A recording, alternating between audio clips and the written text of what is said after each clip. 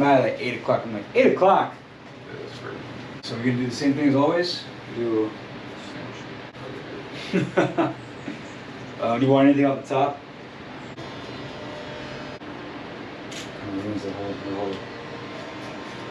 not asking you.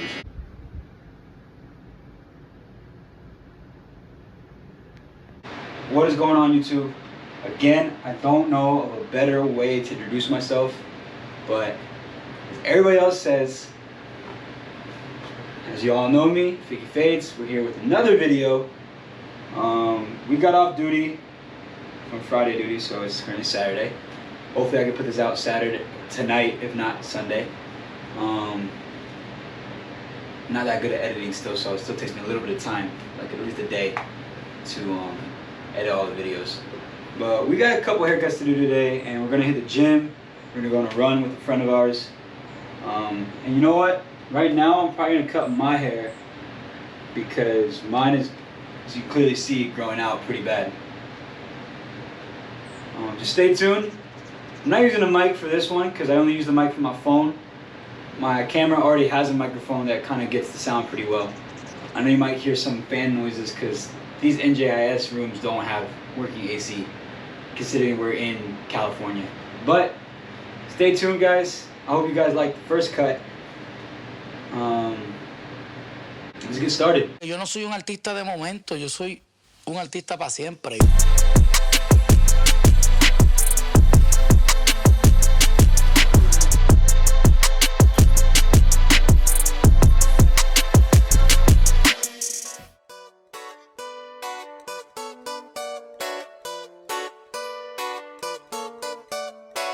The chemical, my scalp is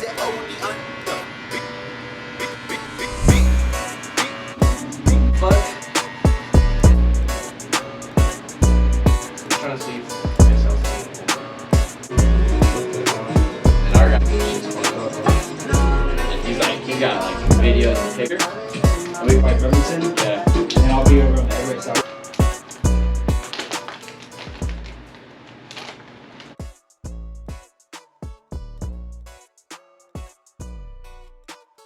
Alright guys, we had just now done 3 haircuts, 4 including myself. I got 2 more people on the way afterwards. I'm gonna go take a quick lunch, probably get some Jack in the Box. Been craving a sourdough Jack for a while now. But before we get into it, I like to take the time to talk about some of the goals I got right now with being a barber and getting out. And I don't think I have a set plan just yet. But all I know is that I'm going to go to school. I'm going to get in a barbershop. I'm going to cut hair, build clientele. And damn, did I just really scratch the fuck out of... Oh no, it's just a stain on my ring. Anyways. So like I said, some of the goals that I have, right? I've made a lot of clientele in the Navy. And it's gonna be hard for me to rebuild that clientele once I'm out because I won't be on a boat where I can get that recognition and that exposure. With that being said, still being in the Navy Reserves, I still have access to base, which I can still talk to people that are on base. We're at the Navy gym, MWR, fundraisers or whatnot, things like that. Military-wise, I can still be a part of and still hopefully connect with people. Be like, hey, I know you're in the military. I know you got a rough schedule. I have this type of availability. I can always come to you for a little bit of a higher price, but I make it flexible for you. And that hopefully helps with building clientele. But the main reason that I'm trying to set these goals is so I kind of have like checkpoints on what I'm going to do, when I'm going to do it. For example, once I'm out, I don't have a paycheck no more. You know, obviously that's kind of something when you finish a job, you don't get paid for that job no more. I'm not getting paid a lot being E3, still waiting to get paid E4 again. But I've been doing the math and it kind of adds up pretty well to being better off as a barber than it is being in the Navy. Now, the benefits of medical insurance, life insurance. So I got hair all over me. Dental insurance, stuff like that really does play a big role in the staying in the military. But for me, the reserve I still pay like a premium, which is only like $300 for my wife, my daughter, and for me. And that's TRICARE Premium. So I still get almost the same, 99% of the same benefits as I did active duty. I just got to go to healthcare providers that are covered by TRICARE Premium. But it's still pretty easy and still get full coverage pretty much for anything medical, especially for the urgent care and emergency room. So that kind of side of the Navy, or of my life, I guess, is taken care of. So then anything else is really on me, such as my income. So if once I get out of barber school and I get into a barber shop, I'm hoping to be charging around $35 to $40. So that's just for clean fade with a lineup, and using like the straight razor. After that, my services will increase based on what I got to do: hot towel, a wash and style, such as on the beard. Anything else that I add in enhancements, I honestly don't use enhancements, but if there was a case where a client really would prefer to use them, then I'd use them. And therefore, my services would actually become increased in price. Other than that, I don't see myself going above $50 later in my career. And that's just kind of how I'm just going to keep it.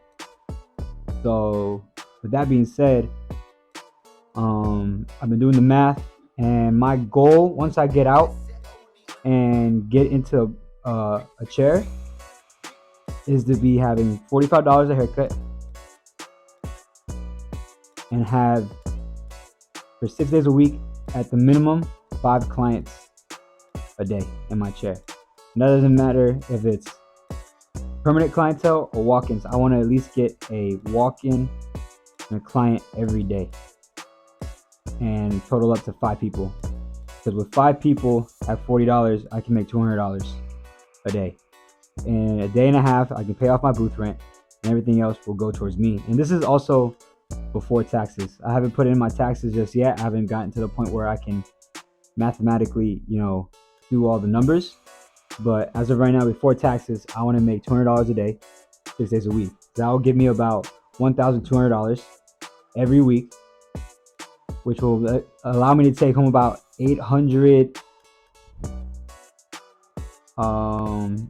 about $925, roughly estimated, depending on what the booth rent is. I usually hear it's about from $250 to $300, so I'm just kind of splitting that to $275 for booth rent, and so that will leave me with $925 for the week, which is already putting myself a lot better than what I am in the Navy. In the Navy, I get paid about $1,200 bi-weekly every first and 15th of the month.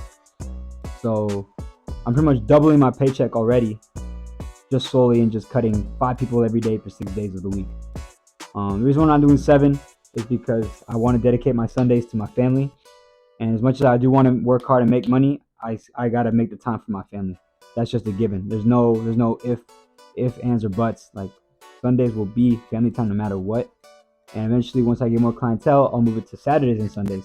But I will always have a day dedicated to where I'm not cutting hair, I'm not washing cars, I'm not mowing grass, I'm not doing anything else but being with my wife and my daughter. So that gives me about $4,800 at the end of the month, not including the $1,000 of booth rent. Pretty much averages out. So that gives me about $3,775 for the month, which will also decrease from rent and utilities and my car, obviously. But that will still leave me with about $1,000 at the end of the month, every month. Just by cutting 5 people. I could cut more in one day, I can cut less, but it will average out. My average, I want it to be 5 haircuts a day, $40 for 6 days of the week. And in the end, before taxes, I'll be making just shy of $60,000 a year. And for a lot of people, that's nothing. But for me, it's a start. That's where I really want to take it. It's a start to get everything going. So from there, I want to increase from going from 5 clients for $40 to 7 clients average, to 8 clients average, to eventually be at a booked out 12 to 15 people a day, where I'm getting 80 heads in a week. 80 heads in a week at $40 is already putting me at like almost $3,000 a week, which will put me well above six figures. So it's gonna be it's gonna be a process. It's gonna be a lot of ups and downs. There's gonna be weeks where it's gonna be really slow, and weeks where it's gonna be really busy, and kind of average itself out. I just gotta be consistent on marketing myself, going on the base, getting Navy clientele, getting Marine clientele, Air Force, Army, whoever's on base, get that clientele to come in. And that also involves civilians. You know, a big thing that I'm really not putting in account that I haven't been doing in the military is shooting at civilians for opportunities. And I think it would be a lot easier being full time as a barber to build up that clientele, passing out business cards, posting more content, and just hopefully there's more word of mouth. I will be opening a Google reviews coming once I get out of barber school, so I can get good reviews, 5 stars, 4 stars, or whatever the people hopefully give me are positive reviews to help me increase myself on the internet platform. But that's kind of my goal right now. By the end of December, well, no, I'll pretty much be finishing school. But a year from now, I want to be averaging out 7 to 8 haircuts a day at $40. And I know the first 3 months, I want to be at 4 to 5. That will give me just above $175. No, $160 daily. Hopefully if I get to 8 people or to 5 people, then I'll be at $200 a day. And like I said, guys, take that in account that I'm doing this before taxes. I haven't done anything with taxes yet to really know how much I'll really be earning, and making sure I'm making myself bankable.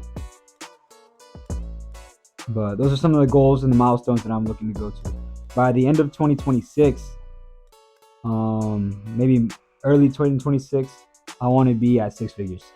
And I know it's going to be a really big process to do that in a year and a half, but I believe if I'm consistent, like I said, in putting myself out there, passing out business cards in my downtime, creating content in my downtime, taking as many walk-ins as I can to create good bonds and connections for them to become from walk-ins to clientele, I'll be able to reach that goal proficiently. Another goal of mine is to open up my own barbershop. Now, I do have a name that I already got pictured out. I already have a style of how I want it. Obviously, the style is going to change over time, but I got a general idea of how I want it. I want it neutral colored. I don't want it dark black, really dark of a barbershop. I want it to be bright and inviting, but still neutral, like grays, whites, and blacks, but a little less on the black side, just so there's more light coming into the shop. And I want it to be very, very comfortable and very casual, with no issues of like people feel hostile or uncomfortable in the barbershop. I want it to be comfortable and with proper music that gives a good beat and a good groove and a good environment, but it's not too much profanity, too aggressive for people to come in, say with their 10-year-old kid, 11-year-old kid, and they're like, they don't want to expose them to that kind of thing yet. And if they already are, that's on them, but I don't want them to feel like I'm the reason why they're getting exposed to that lifestyle. I know that's how kind of I roll, but I don't want other people to have that negative thought about me, And so that's like my kind of my 5 to 7 year goal. And then at the end of that, by the time I get to 10, 12 years, I want to be able to have 2 shops.